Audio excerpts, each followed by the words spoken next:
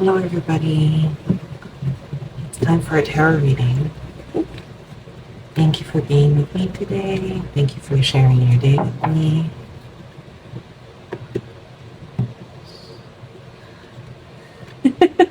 I'm using the scarf that I used to use for readings, and I'm not used to how much it moves. I guess I forgot about that. The devil. Oh, starting off interesting right away. Ten of Cups. Wow.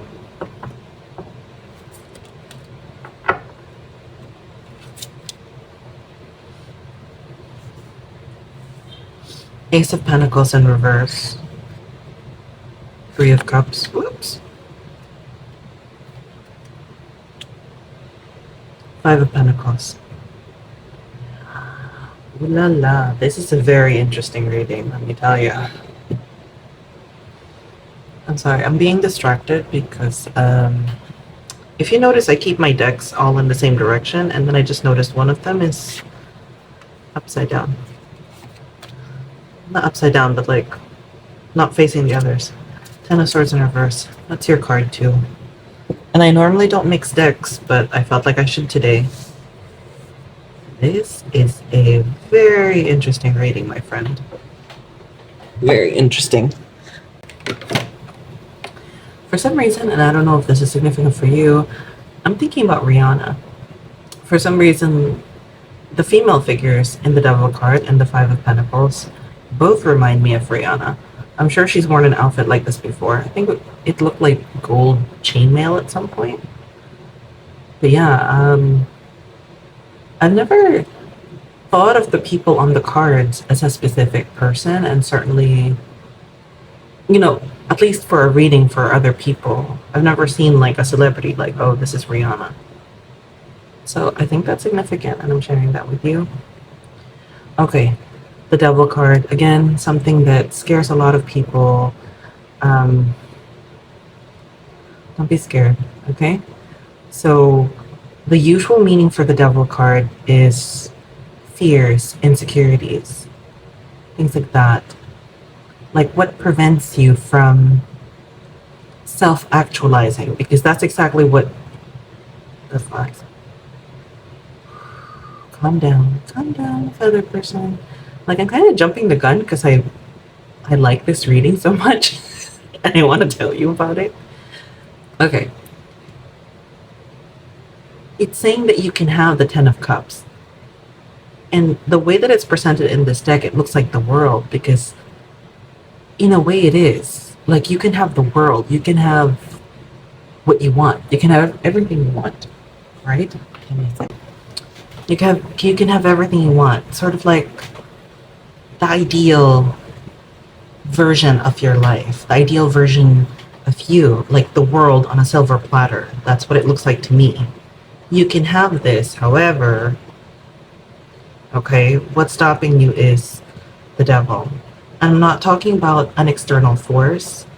Again, like if you, like I grew up Catholic, right? And if you are from that kind of background, from Catholicism, from Christianity, a lot of people believe the devil is like a separate entity, right? Like this external person or external being that is tempting you and doing these things. Whereas now, and you don't have to agree with me, that's okay, right? My current understanding and view of things is that this is internal, right? It's, again, like I said, your fears, your insecurities, how do I say this? It's a voice inside you that says you can't. It's the voice inside you that says you're not good enough, that you don't deserve it.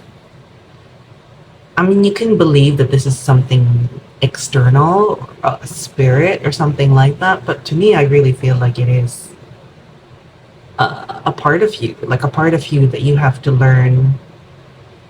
In some ways, you can think about it as overcoming it, or in some ways, because it is a part of you, you are meant to live with it, kind of like a roommate. And you're both on the lease, so you can't get rid of each other. but you have to learn how to coexist. And so if you have that voice of negativity inside you, you can't hate it because that's hating you and you can't get rid of it anyway. Although, to be honest, eventually it does kind of quiet down. But, if in case you are struggling with that, with a negative voice, like your own worst enemy being inside your head, you just kind of have to coexist with it. You don't have to believe it. You don't have to give in to it. You don't have to let it rule you. Like, very much in this card, it feels like she's regal, right? Like she's dominating. When you compare it with the figure in this card, the figure is really small, but here, the devil card, she is big. This negative figure, right? She's so big that the stairs, like it took like, in comparison, when you look at that door and you look at that stairs, you realize the scale. What I mean to say is a lot of people make this negative voice inside them their ruler, their master. They are ruled by the negative things that are being said in their head, right? Like if somebody tells you constantly in your brain that you're so unattractive, no one's ever going to find you attractive, no one's ever going to love you, then what do? You end up scrubbing your skin and waking up at 4 a.m. to do that beauty routine from Euphoria. I think her name's Cassie.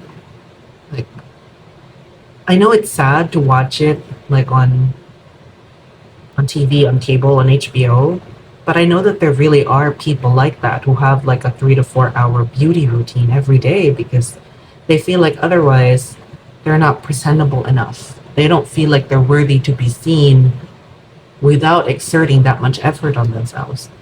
And that's what I mean by making the negative voice in your head your ruler. You are letting your insecurities dictate how you're going to live your life. But I also want to say, because I do talk about the raw material a lot, and I like how the devil card was explained there. And it talks about our, people's attachment to this physical world. And what does that mean? It means that we forget that we're actually spiritual beings having this experience on the physical world. We forget that there's more to us than just the physical, that there's more to us than just clocking in for work and eating and using the bathroom and paying the bills. We forget that the important parts,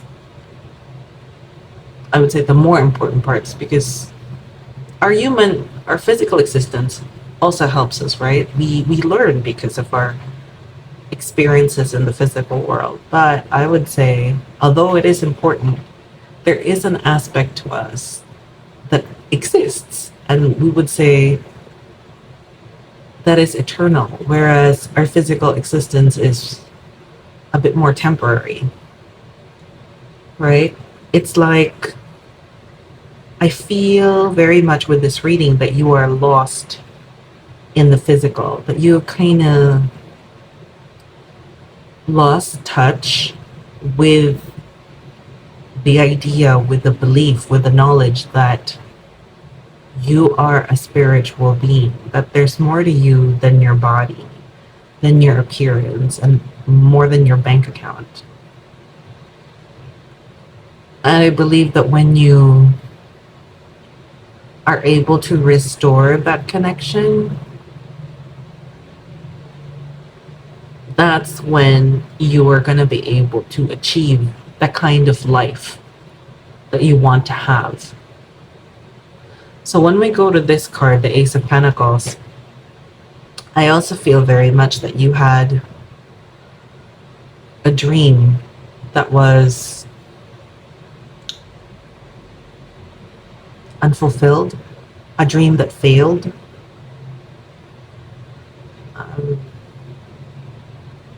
I think that's why the disconnection with your spiritual life happened. I don't know if this was like, I'm thinking about a relationship that ended because of death. Like, you were planning to have a life with this person, and then they passed away, and then you realize, you know what, this is all, I, none of this makes sense anymore, so I'm just gonna live my life whatever. None of it makes sense. There is no meaning. Even if it's not like a romantic relationship, it could have been, for example, the death of someone very close to you, like a parent or a grandparent that raised you. Like, you know how sometimes when you have a tragedy in your life, it kind of brings you closer to God and makes you think about what is the meaning of life and things like that. For you, it feels like the opposite.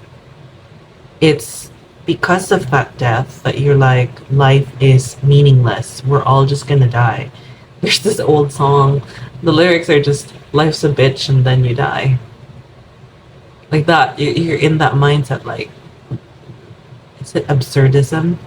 Yeah, all this is just absurd shit. So we're just gonna try to survive as much as we can for as long as we're breathing. And then that's it. That's it. We die and then that's it. It's like when you look at the Ace of Pentacle cards, it looks like a person holding an orb of light. And for you, because it's in reverse, it really feels like the light has died, has gone out. Because you no longer see the meaning in what you're doing. You no longer feel connected. Yeah, going back here to the Devil card. There's the, again, if you grew up Catholic or, Christian, stuff like that, maybe the imagery you have in your mind, because I don't normally think like this, but it's in my head, is like somebody, like a being, like the personification of the devil, like pulling you away from the light, something like that, like you're being pulled away. But again, you can think of it that way, but personally, I feel like this is you. The devil is within you. I'm not saying you're evil, okay? When I talk about like devil energy, it's just talking about, like I said, all the fears, all the negativity. It doesn't mean you're a bad person, okay? I don't mean that at all. I don't want you to come away from this reading thinking that, especially with this card, because I know it has a lot of connotations for people, but I'm not saying that about you at all, okay? So we have the Three of Cups. So normally this card is a good thing, and in a way it is a good thing, right? And for me, I'm drawn very much to the fact that these look like wine glasses. It's like you're drunk. I'm not talking about like being an alcoholic or anything, but I feel like you're kind of drunk on friendship and drunk on community, which sounds weird because you're like, of course it's great to have a lot of friends. Yeah, but the thing is, I feel like this is someone who is like self-medicating instead of working on the issues that you have inside you, emotional, spiritual, letting yourself grieve over what you lost, whatever it is. Okay, you are instead totally distracting yourself with mundane human things. Like, I am human. Well, yeah. But what I mean to say is that, you know, you you're like going shopping all the time. You have like, let's say, so many different friend groups, so you spend time with all of them. You're fully invested in everyone's social lives, who they're dating and whatever. You have clubs, you have hobbies, you know, and I think society would view this as like a very, very successful social person, correct? And I'm not saying that it's bad or what, but you are using it as a way to avoid the issues that you have Again, I think because I keep coming back to this whole devil and separation thing, I think you were somebody that used to be very spiritual, like very connected, and you miss that. You know that you could have that again, but at the same time, because of the loss that you encountered, and it doesn't necessarily have to be a person, it could have been the death of your dream, a disappointment, a betrayal. Um, you're like, that's not real. It can't be real, because if it were real, I would not have suffered as much as I did. And yeah, if you're new to my readings, recently I've been having a lot of movie references. So if you haven't watched those movies, I'm so sorry for the spoilers. You don't have to watch those movies, of course. Just check on Wikipedia for the plot summary if you feel so inclined. All right. So the movie in my head is Signs by M. Night Shyamalan. It's starring Mel Gibson, Joaquin Phoenix, a very young Abigail Breslin, and I believe it's someone with a last name Culkin. Like, is it Kieran Culkin? Maybe. So, in that movie, the main character, played by Mel Gibson, was a was he a priest? Well, he was in a religious denomination, so was he a pastor, a deacon, something like that? And his wife died after being hit by a drunk driver.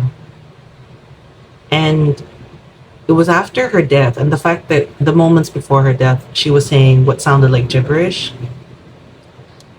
You know, he lost his faith because of that. You know, it's like,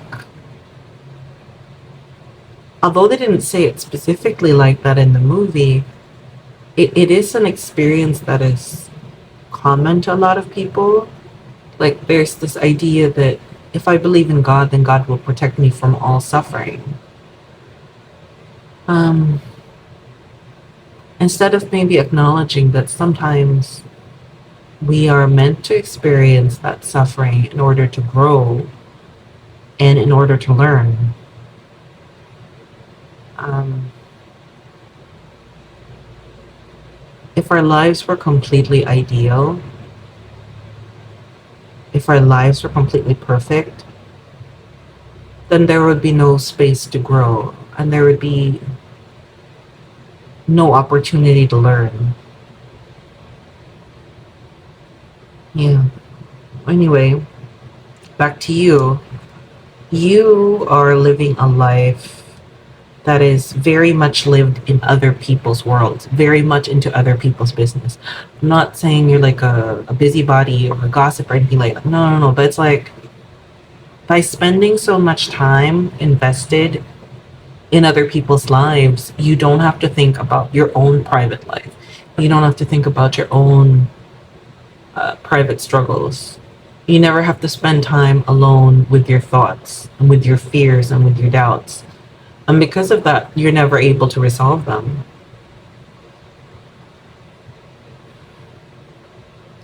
Now, the Five of Pentacles, normally for me, I would think about money, like scarcity of money, things like that. But that's not the case with you. I think it is a lot about, like, again, suffering in silence, suffering in solitude, very much like the figure. Like, she's alone. She's like, this is the kind of state that you're avoiding. You're trying to always be with other people, you know, being very social and happy with other people, because you're trying to avoid being in the darkness, being in sadness, being in introspection by yourself. But the thing is, it is when we are alone, right? If you haven't experienced that, like, if it is when we're alone that we're able to fully confront whatever it is that we fear. It's when we confront how we see ourselves, right? When there's nobody else to give us feedback, like, no, you're so great. Of course, you're so pretty.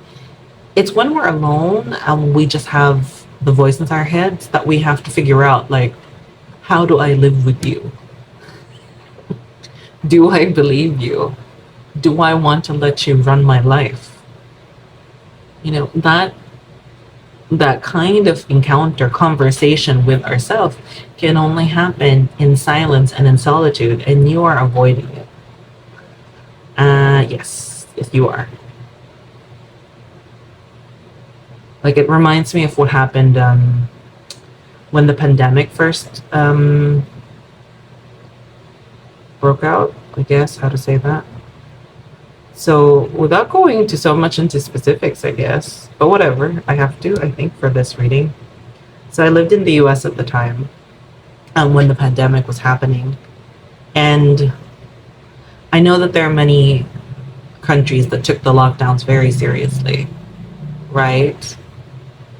Um, in my opinion, and my opinion only, and people don't have to agree with me, right? The US was not one of them. No, I mean, I fully understand because although I lived in a place that was, I lived in a city, so there was a lot of, infection cases going around because people lived in such a densely populated area. But, the US is so big, so if you live in the middle of nowhere, and there are many, many places in the US where your nearest neighbor could be miles away, or even like you can barely see them over the horizon, that sort of thing. Like, do you really need to worry about social distancing that much? Like, if you're in a rural area, if you're in a wooded area, and there's not much people, you don't really have to worry about social distancing because social distancing is already built in to your entire existence, right? But for the people that lived in cities and that were used to basically being on top of each other, being told that you had to stay inside your room, your apartment, that was very difficult for some people. I know for some it was logistically difficult because again, if you live in a city where everything is extremely overpriced, you're basically living in a closet. Like, your living space is designed so that you just sleep there, and you're supposed to spend all of your time outside. The whole reason that you're paying so much for rent um, is for the accessibility of all these things like parks and restaurants and all these hangout spots.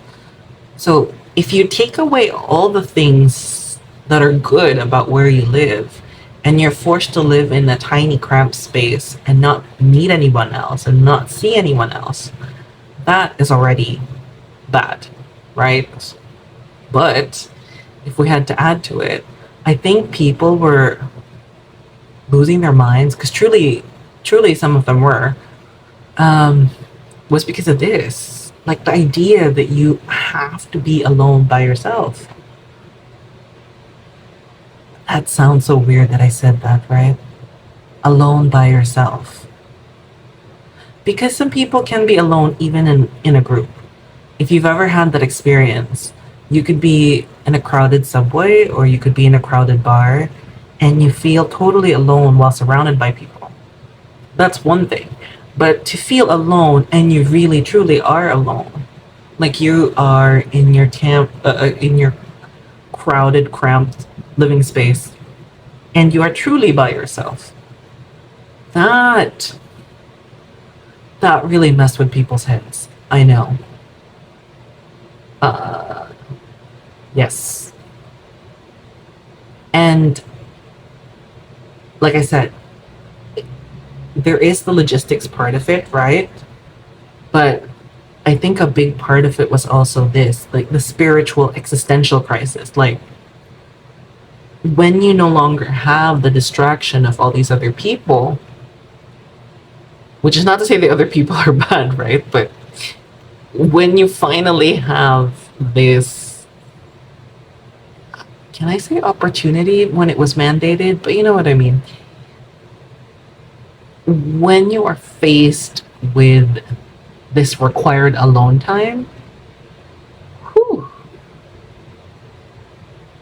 people could not deal with it. And the interesting thing about this is they never got disconnected from the internet, right? They never got disconnected from their phones. They could still connect with other people, right? They were still working, they were still going to school technically, but online, right?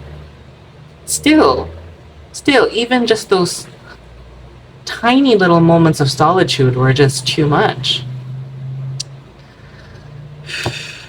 Again, going back to this, like, you do not want to confront this.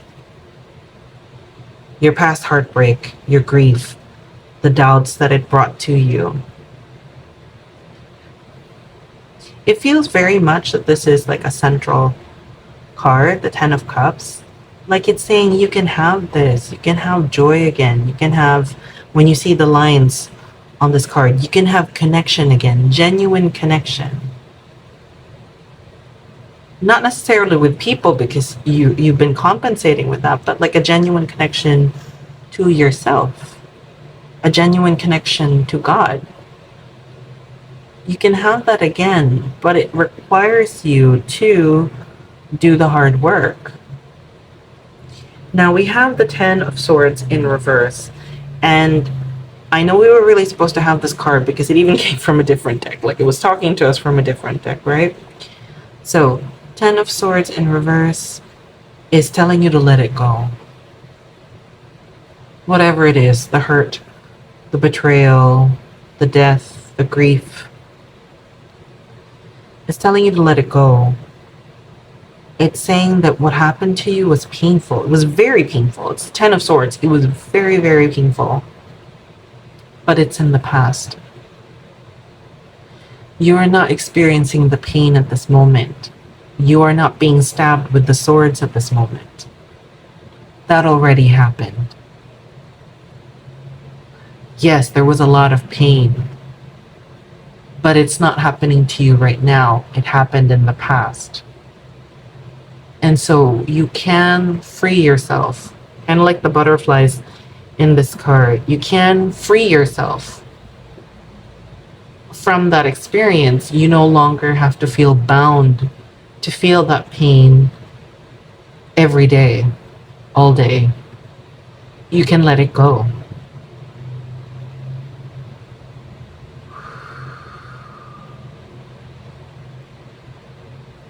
All right. Oracle cards.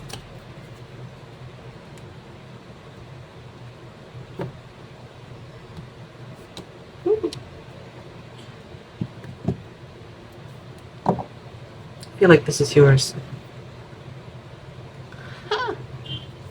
Adventures.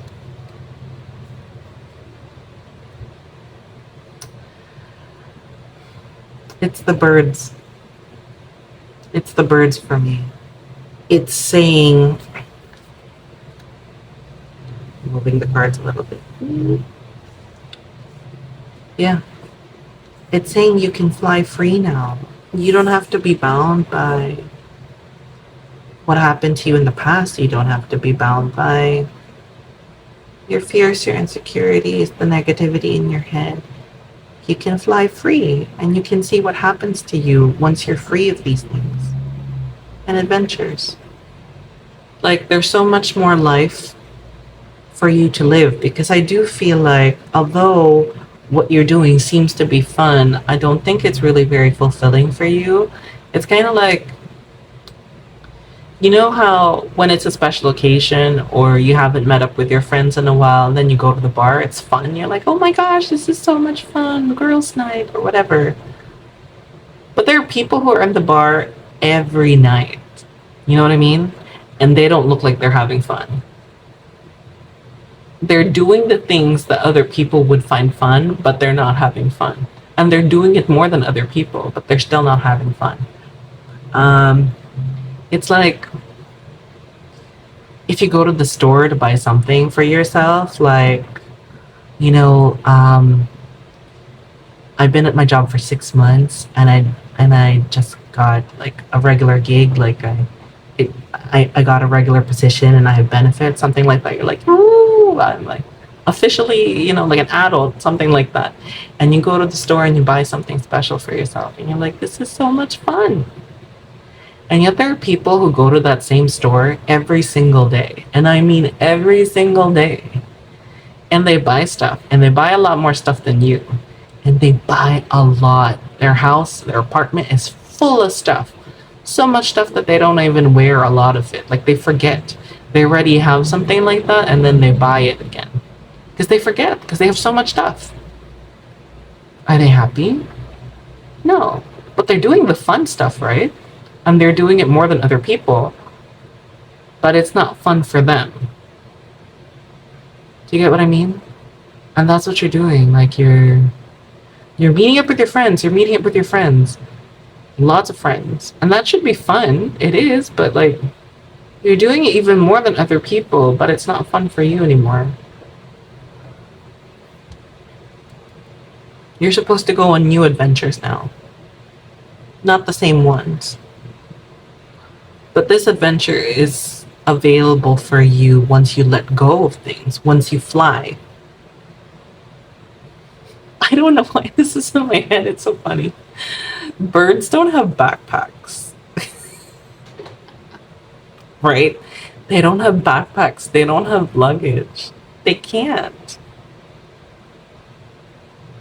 Like, how would you fly if you were, like, burdened by, like, all this baggage? You can't. You can't. You have to let it go. Birds don't have backpacks. Very interesting. So this is at the bottom of the deck. You and your loved ones are safe. I think it's going back here to the loved one that you lost. I know it was very painful for you to lose them, but, you know, as the card is reminding you, they're safe. If you believe in God, and I believe that you do, right? You believe that there is a spiritual aspect to life, then you understand that that part of them didn't die. They're not with you in this physical world the way that you would like them to, but their spirit remains. And again, depending on how you view things, right, you can think that they're with God. I personally believe in reincarnation, so I feel like we have a few more steps to go before we kind of reunite in consciousness with God.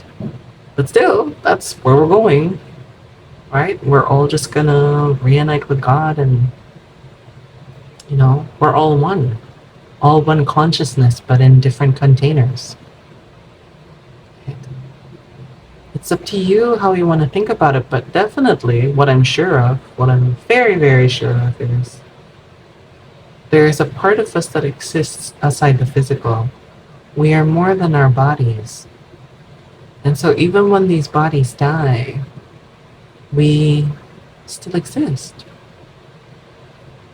You and your loved ones are safe. Right? The part of you that is eternal remains eternal. Right? Do not be too attached to this physical world.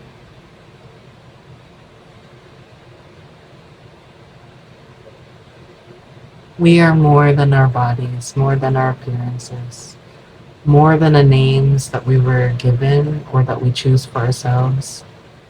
We are more than this identity that we're living in for this lifetime.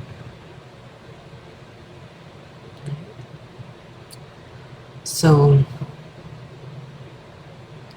thank you so much for watching this reading. Thank you for spending your time with me. Thank you. I hope this helped you. I hope it helped you get some closure. And I hope that you get to experience this reconnection, this feeling of wholeness with God at the center. So I feel like that's what you do want. And your grief is not just for the loss of your loved one, it's for the loss of God, of that connection with God. And so I hope that you regain that soon. Thank you so much. I hope you have a great day. Bye-bye.